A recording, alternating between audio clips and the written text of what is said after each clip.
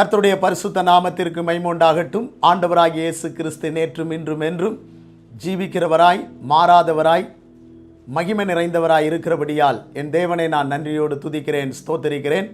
இந்த வார்த்தையை கேட்டுக்கொண்டிருக்கிற உங்கள் ஒவ்வொருவரையும் கர்த்தரும் இரட்சகருமாகிய இயேசு கிறிஸ்துவின் விலையேறப்பெற்ற நாமத்தில் வாழ்த்துகிறேன், வரவேற்கிறேன். கர்த்தர் நம்மை ஆசீர்வதிப்பாராக. இன்றைய செய்திக்கு தலைப்பு என்னவென்று சொன்னால், கெடுபிடியான சொப்பனம் அதிரடியான பதில். கெடுபிடியான சொப்பனம் அதிரடியான பதில். இதற்கு ஆதாரமாக தானியேல் தீர்க்கதரிசன புஸ்தகம் 2ஆம் அதிகாரம் 1ஆம் வசனத்தை வாசிக்கின்றேன். நேபுகாத்நேச்சார் ராஜ்யபாரம் பண்ணும் 2ஆம் வருஷத்திலே நேபுகாத்நேச்சார் சொப்பனங்களை கண்டான். அதனால் அவனுடைய ஆவி கலங்கி அவனுக்குள் அவனுடைய நித்திரை கலைந்தது. அவனுடைய ஆவி கலங்கி அவனுடைய நித்திரை கலைந்தது. அப்பொழுது ராஜா தன் சொப்பனங்களை தனக்கு தெரிவிக்கும் பொருட்டு சாஸ்திரிகளையும் ஜோசியரையும் சூனியக்காரரையும் கல்தேயரையும் அழைக்க சொன்னான். அவர்கள் வந்து ராஜ சமூகத்தில் நின்றார்கள். கர்த்தருடைய நாமத்திற்கு மகிமை உண்டாகட்டும். பாபிலோன் மகா பெரிய வல்லரசு. அந்த ராஜ்யத்தை ஆண்டு கொண்டிருந்தவன் தான் நேபுகாத்நேச்சார். அவன் மகா பராக்கிரமசாலியான வல்லமை உள்ள ஒரு பிரபலமான ராஜாவாக திகழ்ந்தான். அவனை பற்றி எத்தனையோ சிறப்புகள் உண்டு. இருந்த போதிலும் வேதாகமத்திலே தானியேல் புஸ்தகத்திலே முதலாவது அவன் முழு உலக சாம்ராஜ்யத்தை பற்றி ஒரு சொப்பனத்தை கண்டான் 2ஆம் அதிகாரத்தில். 4ஆம் அதிகாரத்தில் தன் வாழ்க்கையை பற்றிய ஒரு சொப்பனத்தையும் அவன் கண்டான். உலகத்தை பற்றி மட்டும் சொப்பனத்தை கண்டுவிட்டு அப்படியே தன் வாழ்க்கையை முடிக்கிறவர்களும் உண்டு. தன்னை பற்றி யாதொரு சொப்பனத்தையும் பார்க்காமல் அறியாமல் போய்விடுகிறவர்களும் உண்டு. ஆனால் இவன் உலகத்தை பற்றி முதலாவது சொப்பனத்தை கண்ட போதிலும் 2வது ஆண்டவர் அவனை பற்றிய சொப்பனத்தையும் அவனுக்கு கொடுத்து அவன் யார் என்பதையும் சர்வ வல்லமையுள்ள தேவன் எப்படிப்பட்டவர் என்பதையும் விளக்கி காண்பிப்பதற்கு நம்முடைய தேவன் உண்மை உள்ளவராயிருந்தார். பிரியமானவர்களே, இப்பொழுது அவனுடைய சொப்பனத்தை கண்டதினாலே ஆவி கலங்குகிறது. அவனுக்குள்ளே நிம்மதி இல்லாத ஒரு தன்மையை நாம் பார்க்கின்றோம்.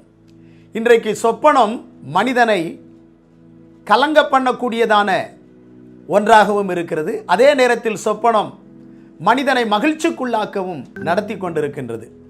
இவன் கண்ட சொப்பனம் இவனுக்கு மிகப்பெரிய கலக்கமாயிருந்தது. இதை எப்படியாகிலும் தெரிந்து கொள்ள வேண்டும் என்று அவன் விரும்பினான். அதற்காக அவன் சாஸ்திரிகளையும் ஞானிகளையும் சூனியக்காரரையும் அங்கே குறி சொல்லுகிறவர்களையும் அழைத்து தான் கண்ட சொப்பனத்தை அவர்கள் சொல்லும்படியாக முதலாவது சொல்லுகின்றான். சொப்பனத்தை கண்ட ராஜா அதன் அர்த்தத்தை அறிவதற்கு மிக தெளிவாகவும் கடுமையான ஒரு நிலைப்பாடோடும் இருக்கிறதை நாம் இங்கே பார்க்க முடிகின்றது. அவர்களிடத்திலே தான் கண்ட சொப்பனத்தை முதலாவது நீங்கள் சொல்ல வேண்டும் என்று சொல்லுகின்றான். அதை 2ஆம் அதிகாரம் 2ஆம் வசனத்திலே நாம் வாசிக்க முடிகின்றது. அது மட்டுமல்ல, சொப்பனத்திற்கு நீங்கள் அர்த்தத்தையும் சொல்ல வேண்டும். சொப்பனத்தை கண்டு அந்த சொப்பனத்திற்கு அர்த்தத்தை சொல்ல வேண்டும். அவன் கண்ட சொப்பனத்தை அவர்கள் கண்டு அதற்கு அர்த்தத்தை சொல்ல வேண்டும். அப்படி அந்த சொப்பனத்தை கண்டு அர்த்தத்தை சொல்லக்கூடுமானால் அவர்களுக்கு வெகுமதி, பரிசு, கனம் இவைகளையெல்லாம் தருவதாக அவன் உற்சாகப்படுத்துகின்றான். அடுத்து அவன் சொல்லுகிறது என்னவென்று சொன்னால் 2ஆம் அதிகாரம் 5ஆம் வசனங்களிலே, நீங்கள் சொல்லாவிட்டால் நீங்களும் சரி உங்கள் வீடுகளும் சரி எருக்களமாக்கப்படுவீர்கள் என்று சொல்லுகிறான். அது மாத்திரமல்ல, அவன் சொல்லுகிறான், நீங்கள் காலதாமதம் பண்ணுவீர்கள் என்று சொன்னால், காலதாமதம் பண்ணி பொய்யும் புரட்டுமானதை சொல்ல நினைக்கிறீர்கள் என்பதை நான் அறிகிறேன் என்று அவர்களிடத்தில் மிகவும் கெடுபிடியாக இருக்கின்றான். பிரியமானவர்களே, இவ்வளவு ஒரு கெடுபிடியை அந்த சூனியக்காரரிடத்திலும் குறி சொல்லுகிறவரிடத்திலும் இவன் காண்பித்த பொழுது அவர்கள் மிகவும் பயப்பட ஆரம்பித்தார்கள். பிரியமானவர்களே, இன்றைய நம்முடைய தீர்க்கதரிசிகளிடத்தில் அல்லது இந்த காலத்தில் உள்ள குறி சொல்லுகிறவர்கள் சாஸ்திரிகளிடத்தில் சொல்லப்படுமானால், இப்படிப்பட்ட ஒரு நடைமுறையை யாராகிலும் எதிர்பார்ப்பார்களானால், அல்லது நாம் எதிர்பார்ப்போம் என்று சொன்னால், யாராவது தீர்க்க தரிசனம் சொல்ல முன் வருவார்களா, அல்லது குறி சொல்லுகிறவர்கள் தான் யாராகிலும் முன் வருவார்களா என்பது ஒரு கேள்விதான். பிரியமானவர்களே, இதனால் தீர்க்க தரிசன ஊழியம் கூடுமா குறையுமா என்பது கர்த்தருக்குத்தான் வெளிச்சம். இன்றைய நாளிலே ஒருவருடைய சொப்பனத்தை கேட்டு அர்த்தம் சொல்லுவது எல்லாருக்கும் எளிதுதான். அவரவருடைய மனசுக்கும் சிந்தனைக்கும் வந்தது போல எதை வேண்டுமானாலும் சொல்லலாம். ஆனால் அதெல்லாம் சரியாக இருக்கும் என்று சொல்லுவது கடினம், எதிர்பார்ப்பது கடினம். 100 பேரை சொல்ல சொன்னால் 100 பேரும் 100 விதமான கோணத்தோடு 100 விதமான திட்டங்களோடு சொல்லி கொண்டிருப்பார்கள். அது நிறைவுள்ளதாக இருக்காது. அப்போ சரியானதை சொல்லும் பொழுதுதான் இந்த பூமியில் உள்ள ராஜாவாகிய நேபுகாத்நேச்சார் சந்தோஷப்படுவார். இல்லை என்றால் அவருடைய கோபம் அதிகரித்து சரியானதை சொல்லாதவர்களை அவர் அழித்து போடுவார். அல்லது சொல்லாவிட்டாலும் சாஸ்திரிகளை குறி சொல்லுகிறவர்களை அழித்து போடுவார். இன்றைக்கு சரியான காரியத்தை சொல்ல வேண்டும் என்று இந்த உலகத்தின் ராஜாக்களும் சரி, நம்முடைய பரமராஜா, ராஜாதி ராஜா ஆண்டவராகிய இயேசு கிறிஸ்துவும் எதிர்பார்க்கின்றார். ஆண்டவராகிய இயேசு கிறிஸ்து ஊழியம் செய்த பொழுது, மனுஷகுமாரனாகிய என்னை ஜனங்கள் யார் என்று சொல்லுகிறார்கள் என்று ஒரு கேள்வியை கேட்டார். அப்பொழுது 11 சீசர்களும் ஒவ்வொன்றை சொன்னார்கள். உம்மை யோவான் சானகன் என்று சொல்லுகிறார்கள், எலியா என்று, எரேமியா என்று, பூர்வ காலத்து தீர்க்கதரிசிகளில் ஒருவர் என்று இப்படியெல்லாம் சொல்லுகிறார்கள் என்று சொன்னார்கள். இயேசு கிறிஸ்துவுக்கு இவர்கள் சொன்ன பதில் எதுவும் திருப்தியையோ நிறைவையோ அளிக்கவில்லை. ஏனென்று சொன்னால் சரியானதை சொல்லவில்லை. இவர்கள் எல்லாரும் ஓரளவு ரிலேட்டடாக, கொஞ்சம் கொஞ்சம் பொருந்தக்கூடியதாகத்தான் சொன்னார்களே தவிர தெளிவாக இயேசு யார் என்பதை சொல்லவில்லை. பேதுருவிடத்திலே கேட்டபோது பேதுரு சொன்னான், நீர் ஜீவனுள்ள தேவனுடைய குமாரனாகிய கிறிஸ்து என்று சொன்னான். இயேசு கிறிஸ்து சந்தோஷப்பட்டார். சீமோன் பேதுருவே, இது மாம்சமும் இரத்தமும் உனக்கு வெளிப்படுத்தவில்லை, பரலோகத்தில் இருக்கிற என் பிதாதான் இதை உனக்கு வெளிப்படுத்தினார் என்று சொல்லி, நீ பேதுருவாயிருக்கிறாய், இந்த கல்லின் மேல் என் சபையை கட்டுவேன், பாதாளத்தின் வாசல்கள் அதை மேற்கொள்ளுவதில்லை என்று அவனை உற்சாகப்படுத்தி அவனை மேன்மையான ஊழியத்தை செய்வதற்கு இயேசு கிறிஸ்து உந்தி தள்ளினார். பிரியமான தேவனுடைய பிள்ளைகளே, இன்றைக்கு நீங்களும் நானும் சரியானதை சொல்லுவதற்குத்தான் தேவன் நம்மை அழைத்திருக்கின்றார். இந்த உலகத்தில் பொய்யும் புரட்டுமானதை சொல்லுகின்றவர்கள் அநேகர் இருக்கிறார்கள். சத்தியத்தை சத்தியமாய் சொல்லுவதற்கும், உண்மையை உண்மையாய் சொல்லுவதற்கும், வசனத்தை வசனமாய் போதிப்பதற்கும் தேவன் நம்மை அழைத்திருக்கிறார். தேவனுடைய சிந்தனையாலும் பரலோக பிரசன்னத்தினாலும் அவருடைய மகிமையாலும் நாம் நிறைந்திருப்போம் என்று சொன்னால், இன்றைக்கு உள்ளதை உள்ளதென்று சொல்லி சத்தியத்தை சத்தியமாய் அறிவித்து நாம் மகிமையான ஆசீர்வாதங்களை பெறுவோம் என்பதில் சந்தேகமில்லை. அன்றைக்கு ராஜா சரியானதை சொல்வீர்கள் என்று சொன்னால் பரிசு, கனம், மகிமை கிடைக்கும் என்று சொன்னான். இன்றைக்கும் ஆண்டவராகிய இயேசு கிறிஸ்து தெளிவான சத்தியத்தை சொல்லி தெளிவாய் ஜனங்களை நடத்தும் போது அவர்களுக்கு கனத்தை கொடுக்கிறார், மகிமையை கொடுக்கிறார், ஆசீர்வாதத்தை கொடுக்க வல்லவராய் இருக்கின்றார். இப்பொழுதும் முதலாவது ஞானிகள், சாஸ்திரிகள், குறி சொல்லுவோர் அவர்கள் அழைக்கப்படுகிறார்கள். அவர்கள் அழைக்கப்பட்டு அவர்களிடத்திலே ராஜா கேட்கும் பொழுது அந்த குறி சொல்லுகிறவர்கள் என்ன சொல்லுகிறார்கள் என்று சொன்னால், தானியேல் 2ஆம் அதிகாரம் 4ஆம் வசனம் 7ஆம் வசனத்தை எல்லாம் நாம் வாசித்து பார்ப்போம் என்று சொன்னால், அவர்கள் சொல்லுகிறது என்னவென்று சொன்னால், நீர் என்று ராஜாவே, நீர் என்று வாழ்க, சொப்பனத்தை உமது அடியாருக்கு சொல்லும், அப்பொழுது அதன் அர்த்தத்தை விடுவிப்போம் என்று சீரிய பாஷையிலே சொன்னார்கள் என்று சொல்லப்பட்டிருக்கிறது. சொப்பனத்தை சொல்லும், அதன் அர்த்தத்தை விடுவிப்போம் என்று சொல்லி, இது யார் வேண்டுமானாலும் சொல்லலாம். ஒருவர் சொப்பனத்தை சொன்னால் அதற்கு அர்த்தம் யார் வேண்டுமானாலும் சொல்லலாம். ஆனால் யார் சொல்வது சரியாக இருக்கும் என்று எடுத்துக்கொள்ள முடியாது. 10 பேர் விளக்கம் சொல்லுவார்கள் என்று சொன்னால் 10ம் 10 விதமாக இருக்கும். 10ஐ எதை தெரிந்து எடுப்பது? ஒருவேளை சீட்டு போட்டு குலுக்கி எடுப்பதா, அல்லது இதுதான் என்று தெரிந்து கொள்ள முடியுமா? அதை எதிர்பார்க்கிற மனிதனுக்கு அது 10 பேர் சொல்லுவதும் பொருந்தாவிட்டால் அவனுக்கு திருப்தி இல்லாமல் போய்விடும். எனவே இவர்கள் இப்படி சொல்லுவதை ராஜா ஏற்றுக்கொள்வதில்லை. அது மட்டுமல்ல, அவர்கள் 2ஆம் அதிகாரம் 10ஆம் வசனத்திலே இப்படி சொல்லுகிறார்கள்.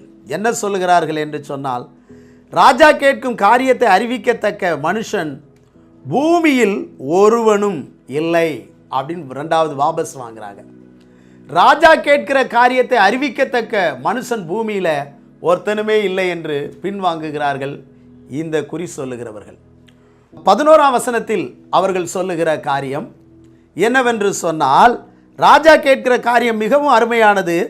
மாம்சமாய் இருக்கிறவர்களுடைய வாசம் பண்ணாத தேவர்களை ஒழிய ராஜ சமூகத்தில் அதை அறிவிக்கத்தக்க ஒருவரும் இல்லை என்று சொல்லுகிறார்கள். 2வது அவர்கள் ஸ்தோத்திரம், மாம்சமானவர்களோட வாசம் பண்ணாத தேவர்கள் அறிவிக்கலாம், ஆனால் வேற யாருமே இதை அறிவிக்க முடியாது என்று சொல்லி அவர்கள் வாபஸ் வாங்குறாங்க, பின் வாங்குறாங்க. அப்படியானால் இவர்கள் ஞானிகளாயிருந்தாலும், இவர்கள் குறி சொல்லுகிறவர்களாயிருந்தாலும், சாஸ்திரிகளாயிருந்தாலும், பல காரியங்களை ஆராய்ந்து அறிந்திருந்தாலும் ராஜா கேட்கின்ற சொப்பனத்தை கண்டு அதற்கு பதில் சொல்ல இவர்கள் முடியாதவர்களாக இருக்கிறார்கள். அது மட்டுமல்ல, 10வது வசனத்திலே ஒரு காரியத்தை அவர்கள் சொல்லுகிறார்கள். மகத்துவமும் வல்லமையுமான எந்த ராஜாவும் இப்படிப்பட்ட காரியத்தை எங்களிடத்தில் கேட்கவில்லை என்று சொல்லி அவர்கள் சொல்லுகிறார்கள். எனவே ராஜாவினுடைய சொப்பனத்தை கண்டு அதற்கு அர்த்தத்தை சொல்லக்கூடிய சக்தியும் ஞானமும் புத்தியும் பலமும் இந்த சாஸ்திரிகளுக்கோ குறி சொல்லுகிறவர்களுக்கோ சூனியக்காரருக்கோ இந்த கல்தேயருக்கோ இல்லை. அவர்களே ராஜா சமூகத்தில் வாபஸ் வாங்கிவிட்டு போய்விடுகிறார்கள். இன்றைக்கு இந்த உலகத்தில் உள்ள அநேக படித்திருக்கலாம் மனிதர்கள், ஆனாலும் ஒரு மனிதன் கண்ட சொப்பனத்தை இன்னொரு மனிதன் கண்டு சொல்லுவது என்பது எளிதல்ல. அது மிகவும் பயங்கரமான ஒரு காரியமாக இருக்கிறது. இப்பொழுது அவர்கள் வாபஸ் வாங்கினதினாலே ராஜா கடும் கோபம் கொண்டு அவர்களை கொலை செய்ய வேண்டும் என்று பயங்கரமாக அவர் தீர்மானம் பண்ணுகின்றார், சட்டம் ஏற்றுவிடுகின்றார். இந்த நேரத்தில்தான் ஞானிகளையும் சாஸ்திரிகளையும் கொலை செய்வதற்கு தேடப்பட்ட போது இப்பொழுது தானியேலும் அவனுடைய தோழர்களும் கொலை செய்யப்படுவதற்கு தேடப்படுகிறார்கள். அதை தானியேல் 2ஆம் அதிகாரம் அங்கே 12ஆம் 13ஆம் வசனத்திலே நாம் வாசிக்க முடிகின்றது. பிரியமானவர்களே, இந்த உலகத்தில் வாபஸ் வாங்கின சூனியக்காரர்கள், வாபஸ் வாங்கின மற்ற ஞானிகள் சாஸ்திரிகள், அவர்களோடு கூட தேவ பக்தி உள்ள கர்த்தருக்கு பிரியமாய் ஜீவிக்கின்ற தேவ மனிதர்களையும் அந்த சட்டத்திற்கு உட்படுத்தி கொலை செய்ய வேண்டும் என்று தேடிக்கொண்டிருக்கும் பொழுது நடந்த காரியம் என்னவென்று சொன்னால் ஆச்சரியமாக இருக்கின்றது. கர்த்தருடைய நாமத்திற்கு மகிமை உண்டாகட்டும். அதை குறித்து நாம் பார்க்கும்போது, புத்தியாய் பேசி தவணை பெற்ற தானியேல், புத்தியாய் பேசி தவணை பெற்ற தானியேல். 2ஆம் அதிகாரம் 16ஆம் வசனத்தை நாம் வாசித்து பார்க்கும்போது, தானியேல் ராஜாவிடத்தில் போய் சொப்பனத்தின் அர்த்தத்தை ராஜாவுக்கு காண்பிக்கும்படி தனக்கு தவணை கொடுக்க விண்ணப்பம் பண்ணினான் என்று சொல்லப்பட்டிருக்கிறது. பிரியமானவர்களே, ஒரு காரியத்தை ஆராய்ந்து முடிவெடுப்பதற்கு அல்லது ஒரு காரியத்தில் வெற்றியை கண்டுபிடிப்பதற்கு, ஒரு காரியத்தில் நல்ல கனி நிறை ஆசீர்வாதங்களை பெற்றுக்கொள்வதற்கு, அல்லது ஒரு கடுமையான காரியத்தில் இருக்கிற சிக்கலை போராட்டங்களை நாம் சரிவர புரிந்து கொள்வதற்கு சற்று நமக்கு தவணை காலம் நமக்கு தேவையாக இருக்கிறது. அது என்ன தவணை காலம்? எதற்காக அந்த தவணை காலத்தை அவன் கேட்டான் என்று சொன்னால், தேவனுடைய சமூகத்தில் சில நாட்கள் காத்திருந்து ஜெபித்து தேவனுடைய பதிலை பெற்று அதை சொல்லுவதற்காக சில காலங்களை தவணையாக அவன் கேட்டான். இன்றைக்கு ஒரு முக்கியமான காரியம் உங்கள் வாழ்க்கையில் வந்திருக்கிறது, அல்லது பெரிய காரியங்கள் வந்திருக்கிறது, அல்லது ஒரு குழப்பமாய் ஒரு காரியம் இருக்கிறது என்று சொன்னால், நீங்கள் தேவனுடைய சமூகத்திலே சில நாட்கள் காத்திருந்து ஜெபிக்க வேண்டும். சில நாட்கள் எதிர்பார்த்து ஜெபிக்க வேண்டும். எடுத்தோம் கவிழ்த்தோம் என்று எதையும் சொல்லக்கூடாது. காத்திருந்து ஜெபித்து எதிர்பார்ப்போடு தேவ முகத்தை பார்த்து அவர் தருகிற பதிலையும் அவர் தருகிறதான வெற்றியையும் அவர் தருகிற அற்புதத்தையும் நாம் கண்டு அதன் பிறகு செயல்படுத்த வேண்டியது அவசியமாக இருக்கிறது. ஏனென்று சொன்னால் லூக்கா எழுதின சுவிசேஷம் 13ஆம் அதிகாரம் 7-8 வசனங்களை நாம் பார்க்கும் பொழுது, ஒரு திராட்சை தோட்டத்துக்குள்ளே அங்கே ஒரு அத்திமரம் இருக்கிறது. எஜமான் 3 வருஷமாய் கனிகளை தேடி வருகிறான். கனிகள் ஒன்றுமில்லை. எஜமான் தோட்டக்காரரை பார்த்து சொல்லுகிறார், இந்த மரம் ஏன் கனியும் கொடுக்கவில்லை, இது நிலத்தையும் கெடுக்கிறது, இதை வெட்டி போடு என்று சொல்லும் பொழுது அந்த தோட்டக்காரன் எஜமானிடத்தில் புத்தியாய் பேசினான். அந்த மரத்திற்காக அவன் ஒரு தவணை கேட்டான். என்ன தவணை? இந்த மரம் இந்த வருடமும் இருக்கட்டும். பாருங்கள், இந்த மரம் இந்த வருடமும் இருக்கட்டும். நான் சுற்றிலும் கொத்தி எரு போடுவேன், தண்ணீர் பாய்ச்சுவேன். அதன் பிறகு இது கனி கொடுக்கும் என்ற நம்பிக்கை அவனுக்கு இருக்கிறது. கனி கொடுத்தால் சரி, கனி கொடாவிட்டால் தரித்து போடுவோம் என்று சொல்லுகிறான். அந்த தோட்டக்கார எஜமானிடத்திலே வேலைக்காரன் புத்தியாய் பேசி அந்த மரத்திற்காக ஒரு வருடம், ஒரு 365 நாட்கள் தவணை கொடும் என்று சொல்லி அவன் தவணை பெற்று அந்த மரத்திற்காக அவன் பிரயாசப்பட்டு அதை நல்ல பலனுள்ள மரமாக மாற்ற வேண்டும் என்று எதிர்பார்க்கின்றான். இன்றைக்கு நாமும் சில காரியங்களை சரிவர அறிந்து கொள்வதற்கு நாம் தவணை பெற்றுக்கொள்ள வேண்டியது.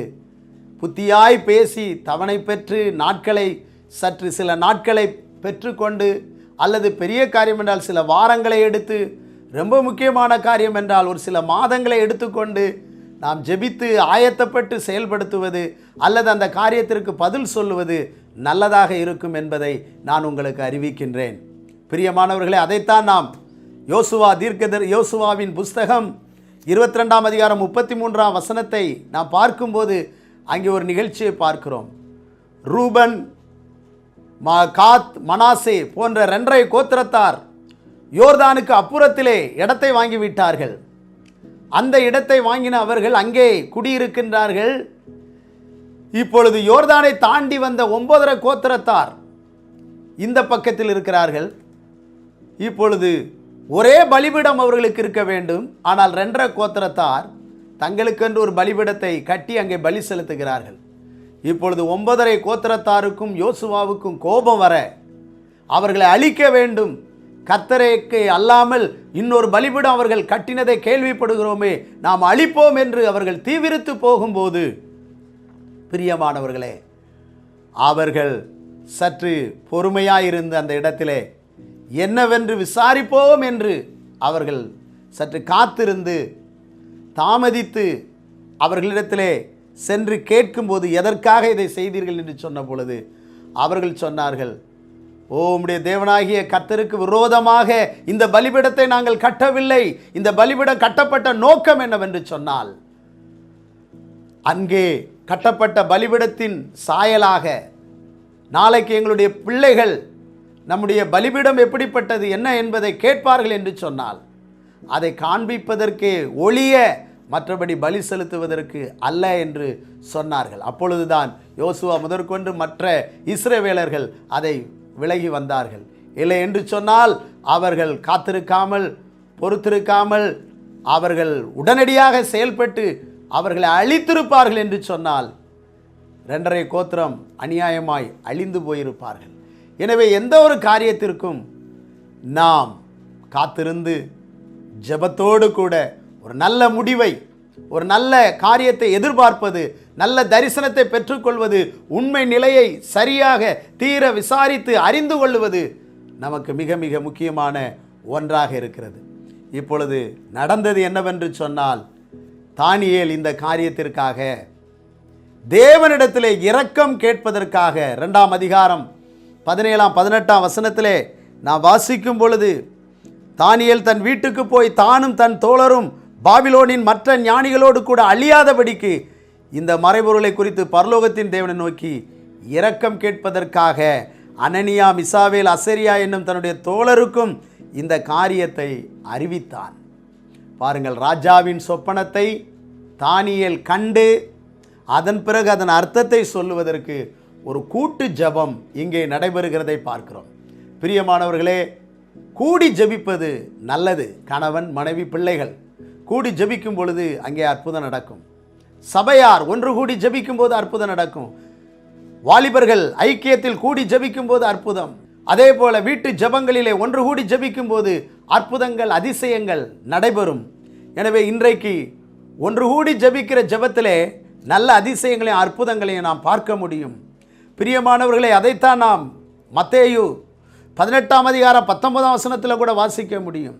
அல்லாமலும் உங்களில் 2 பேர் தாங்கள் வேண்டிக் கொள்ளப் போகிற எந்த காரியத்தை குறித்தாலும் பூமியில் ஒருமனப்பட்டிருந்தால் அது பரலோகத்தில் இருக்கிற என் பிதாவினால் உங்களுக்கு உண்டாகும் என்று சொல்லுகிறேன் என்று ஆண்டவர் சொல்லுகின்றார். அப்படியானால் பிரியமானவர்களே, இன்றைக்கு 2 பேர் ஒன்று கூடி ஜெபிக்கும் போது பெரிய அற்புதம். இன்றைக்கு 2 பேர் மத்தியில் வருகிற ஐக்கியம், கணவன் மனைவி மத்தியில் இருக்கிற ஐக்கியத்தை போல 2 பேருடைய ஐக்கியம் வேற எங்கேயும் நாம் பார்க்க முடியாது. கணவனும் மனைவி இணைந்து ஒரு காரியத்திற்காய் ஜெபிக்கும் பொழுது அது பெரிய வெற்றியை குடும்பத்துக்குள்ளே, சபைக்குள்ளே கொண்டு வரும். அதே போல இன்றைக்கு ஒருமனப்பட்டு ஒவ்வொருவரும் ஐக்கியமாக இருந்து ஜெபிப்போம் என்று சொன்னால் பெரிய பலனை நாம் பெறுவோம். ஏனென்று சொன்னால், உங்களில் ஒருவன் 1000 பேரையும் 20 10,000 பேரையும் துரத்துவார்கள் என்று சொல்லப்பட்டிருக்கிறது அல்லவா? அப்படி நாம் ஜெபிக்கும் போது அற்புதம். இப்பொழுது 3 பேர் இணைந்து 3 பேரோடு தானியேல், இவர்கள் 4 பேரும் ஒரு காரியத்திற்காக பரலோகத்தின் தேவனை நோக்கி மன்றாடுகிறார்கள். ராஜா கண்ட சொப்பனம் எங்களுக்கு வெளிப்படணும், அந்த சொப்பனத்திற்குரிய அர்த்தம் எங்களுக்கு வெளிப்பட வேண்டும் என்று அவர்கள் ஜெபிக்கும் பொழுது, பிரியமானவர்களே, ராக்கால தரிசனத்தில் தானியேலுக்கு மறைபொருள் வெளிப்படுத்தப்பட்டது என்று 2ஆம் அதிகாரம் 19 நாம் வாசிக்கின்றோம். அப்படியானால் நம்முடைய தேவன் இன்றைக்கும் சொப்பனத்திலே தம்மை வெளிப்படுத்துகிறவராயிருக்கிறார், தம்முடைய திட்டங்களை வெளிப்படுத்துகிறவராயிருக்கின்றார், இந்த தேசத்தின் நிலைமைகளை வெளிப்படுத்துகிறவராயிருக்கிறார், ஜாதி ஜனங்களின் நிலைமைகளை, நம் குடும்பத்தின் நிலைமைகளை, சபையின் சூழ்நிலைகளை வெளிப்படுத்துகிற தேவனாக இருக்கிறார் என்பதில் சந்தேகமில்லை. ஏனென்றால் என்னாகமோ 12ஆம் அதிகாரம் 6ஆம் வசனத்திலே, ஒருவன் தீர்க்கதரிசியா இருந்தால் அவனுக்கு நான் சொப்பனத்தில் என்னை வெளிப்படுத்தி நான் பேசுவேன் என்று சொல்லுகிறதை பார்க்கிறோம். 1 சாமுவேல் 3:16 நீங்கள் வாசித்து பார்த்தீர்கள் என்று சொன்னால், அங்கே சாமுவேல் தீர்க்கதரி சிறு பையனாய் இருக்கும் பொழுது அவன் ராக்காலத்திலே விளக்கு அணைவதற்கு முன்பே படுத்து கொள்ளுகிறான். அந்த இடத்திலே அவன் இப்படி படுத்து கொள்ளும் பொழுது அன்றைக்கு தேவனுடைய வசனம் எல்லாம் கிடைப்பது அபூர்வமாயிருந்தது. அப்படிப்பட்ட காலகட்டங்களிலே சோதர கர்த்தர் ஏலியின் குடும்பத்தை குறித்து சாமுவேலுக்கு வெளிப்படுத்தினது எவ்வளவு பெரிய உண்மை. இன்றைக்கும் அந்த தேவன் காரியங்களை வெளிப்படுத்த வல்லவராக இருக்கின்றார். யாருக்கு? காத்திருந்து ஜெபிக்கிறவர்களுக்கு, தேவ சமூகத்திலே அமர்ந்திருந்து ஜெபிக்கிறவர்களுக்கு, வேதத்தை கருத்தாய் உன்னிப்பாய் வாசித்து தியானிக்கிறவர்களுக்கு கர்த்தர் காரியங்களை வெளிப்படுத்த வல்லவராக இருக்கின்றார். இன்றைக்கு உங்களுக்கு தேவன் உங்களை பற்றி வெளிப்படுத்த வேண்டுமா? உங்கள் குடும்பத்தை பற்றி, சபையை பற்றி கர்த்தர் உங்களுக்கு வெளிப்படுத்த வேண்டுமா? பிரியமானவர்களே, ஆண்டவருடைய சமூகத்திலே காத்திருந்து நாம் ஜெபிக்கும் பொழுது, உபவாசித்து ஜெபிக்கும் போது, மன்றாடி ஜெபிக்கும் பொழுது, பரலோக தேவனுடைய முகத்துக்கு நேராய் நம் முகத்தை வைத்து ஒருமனப்பட்டு ஜெபிக்கும் போது அற்புதமாய் காரியத்தை விடுவிக்க வல்லவராயிருக்கின்றார். நடந்தது என்ன தெரியுமா? ஆண்டவர் காரியத்தை ஆச்சரியமாக, அதிசயமாக, அற்புதமாக தானியேலுக்கு வெளிப்படுத்தினார். இப்பொழுது ராஜாவினிடத்திலே தானியேலை அழைத்து கொண்டு போகிறார்கள். அழைத்து கொண்டு போகும்போது ஸ்தோத்திரம், ராஜா மத்தியிலே ஸ்தோத்திரம் போவதற்கு முன்னதாகவே வெளிப்படுத்தல் கிடைத்த உடனே தானியேல் செய்த ஒரு காரியம் என்னவென்று சொன்னால், 2ஆம் அதிகாரம், தானியேல் 2ஆம் அதிகாரம் 20 முதல் 23 வாசித்து பார்த்தால், வெளிப்படுத்தல் கிடைத்த உடனே பரலோக தேவனை புகழுகிறான், அவரை மகிமைப்படுத்துகிறான். இன்றைக்கு சிலருக்கு வெளிப்படுத்தல் கிடைத்து விட்டால் ஆண்டவருக்கு நன்றி சொல்லாமல் மகிமைப்படுத்தாமல் தங்களுடைய பெயர் புகழை வெளிப்படுத்த வேண்டும் என்று ஓடிவிடுவார்கள். இவன் அப்படி அல்ல. கர்த்தரை மகிமைப்படுத்தி விட்டு அதற்கு பிறகு ராஜாவுக்கு முன்பாக போய் நின்று சொல்லுகின்றான். அவன் என்ன சொல்லுகிறான் என்று சொன்னால் ஆச்சரியமாக இருக்கிறது. பிரியமானவர்களே, 2ஆம் அதிகாரம் 29ஆம் வசனத்தில் தானியேல் சொல்லுகிற காரியம் என்னவென்று சொன்னால், ஸ்தோத்திரம், ராஜா கேட்டது என்னவென்றால், நான் என்ன சொப்பனம் கண்டேன், அதன் பதில் எனக்கு வேண்டும் என்று சொல்லி கேட்டார். ஆனால் தானியேலோ ராஜா கண்ட சொப்பனத்தை முதல்ல சொல்லவில்லை. முக்கியமாக நாம் இங்கே பார்க்கும் பொழுது அவர் படுத்திருந்த படுக்கையை சொல்லுகின்றார். நீர் படுக்கையிலே படுத்துக்கொண்டு இனி என்ன சம்பவிக்கும் என்று உம்முடைய நினைவுகள் வந்தது, அந்த நினைவோடு கூட தூங்கினீர். அவனுடைய தூக்கத்தில் அவன் எங்க படுக்கையை பற்றி சொல்லிவிட்டார், படுக்கையில் நினைத்ததை சொல்லிவிட்டார், அதன் பிறகு வந்த சொப்பனத்தை சொல்லுகின்றார். ஹல்லேலூயா. இன்றைக்கு பரலோக தரிசனத்தையும் பரலோக தேவனோடு நல்ல ஐக்கியம் இருக்கிற தேவ பிள்ளைகள் அவர்களுடைய சொப்பனத்தை மட்டுமல்ல, சொப்பனம் வருவதற்கு முன்பு என்ன சூழ்நிலையில் இருந்தார்கள், என்ன நினைத்தார்கள், அதையும் சொல்லத்தக்க சக்தியை சர்வ வல்லமுள்ள தேவன் தானியேலுக்கு கொடுத்தார். காத்திருந்து ஜெபிக்கிற கூட்டத்தாருக்கு கொடுத்தார். மன்றாடி ஜெபிக்கிற கூட்டத்திற்கு தேவன் வெளிப்படுத்தினார். எனவே பிரியமானவர்களை, இன்றைக்கு நீங்கள் காத்திருப்பது, மன்றாடி ஜெபிப்பது ஏதோ வீணென்றோ விருதாவென்றோ நினைத்து விடாதீர்கள். அதற்கெல்லாம் ஒரு அர்த்தம் இருக்கிறது, அதற்கெல்லாம் ஒரு நோக்கம் இருக்கிறது. உங்கள் இருதயத்தையும் உங்கள் சிந்தனையையும் உங்கள் நினைவையும் உங்கள் ஜெபத்தையும் அறிகிற தேவன் நீங்கள் நினைப்பதற்கு மேலான காரியங்களை வெளிப்படுத்தி உங்களை வல்லமையாய் பயன்படுத்த அற்புதராய் இருக்கின்றார். நடந்தது என்ன? ராஜாவே, நீர் ஒரு பொற்சிலையை, பிரகாசமான சிலையை கண்டீர் என்று சொல்லி, அதன் தலை பொன்மயமாயிருக்கிறது, மார்பு அங்கே புயமும் மார்பும் வெள்ளியாயிருக்கிறது, வயிறும் தொடையும் வெண்கலமாயிருக்கிறது, கால்கள் இரும்பு, அதன் கீழே இருக்கின்றதான விரல்கள் பாதம் பாதி இரும்பும் களிமண்ணுமாய் இருக்கிறது. கைகளால் பெயர்க்கப்படாத ஒரு கல் உருண்டு வந்து சிலையை மோதி தள்ளுகிறது. அது பதரை போல் ஓடுகிறது. அந்த கல்லோ பெரிய பர்வதமாகி அது ஒரு சிறப்பான ராஜ்யமாக மாறிவிடுகிறது என்பதை இயேசு கிறிஸ்துவை அன்றைக்கே அவர் வெளிப்படுத்தி சொல்லிவிட்டார். உம்முடைய ராஜ்யத்திற்கு பிறகு தரங்குறைந்த ராஜ்யங்கள் வந்து கடைசியாக கையால் பெயர்க்கப்படாத ஒரு உன்னத ராஜ்யம் இந்த உலகத்தில் ஸ்தாபிக்கப்படுகிறது என்பதை அவர் சொன்ன பொழுது, இதுதான் சொப்பனத்தின் அர்த்தம் என்று சொன்ன பொழுது, ராஜா இப்பொழுது தானியேலை வணங்குவதற்கு முகங்குப்புற பணிந்தான் என்று சொல்லி பார்க்கிறோம். 46ஆம் வசனத்திலே அவன் தூபங்காட்டவும் சொன்னான் என்று சொல்லப்பட்டிருக்கிறது. அந்த அளவுக்கு அந்தரங்கங்களை, மறைபொருளை கர்த்தர் தானியேலுக்கு வெளிப்படுத்தினார். இன்றைக்கு ரகசியங்களை, பெரிய காரியங்களை தேவ பிள்ளைகளை கொண்டு செய்யும் பொழுது ஜாதிகள், ஜனங்கள் பணிகிறார்கள். அப்போஸ்தலர் 14:18 அங்கே பார்க்கின்றோம், பவுலையும் அங்கே பர்னபாவையும் அந்த லிஸ்திரா பட்டணத்தார் பலி செலுத்தவும் வணங்கவும் வந்து விட்டார்கள். காரணம் என்னவென்றால், பிறவி சப்பானியை அவர்கள் நடக்க பண்ணினதினாலே இன்றைக்கு மகிமையான காரியங்கள் தேவ பிள்ளைகளை கொண்டு நடக்க பண்ணுகின்றார். இன்றைக்கு சத்ருவினுடைய சதிகள், சத்ருவினுடைய மக்களுடைய கிரியைகள், அசுத்த காரியங்கள் வாபஸ் வாங்குகின்றது. அவைகளால் ஒன்றும் செய்ய முடியாது. தேவ ஜனமே, தேவதாசரே, விசேஷித்த வல்லமையும் விசேஷித்த கிருபையும் உங்களுக்குள்ளே உண்டு.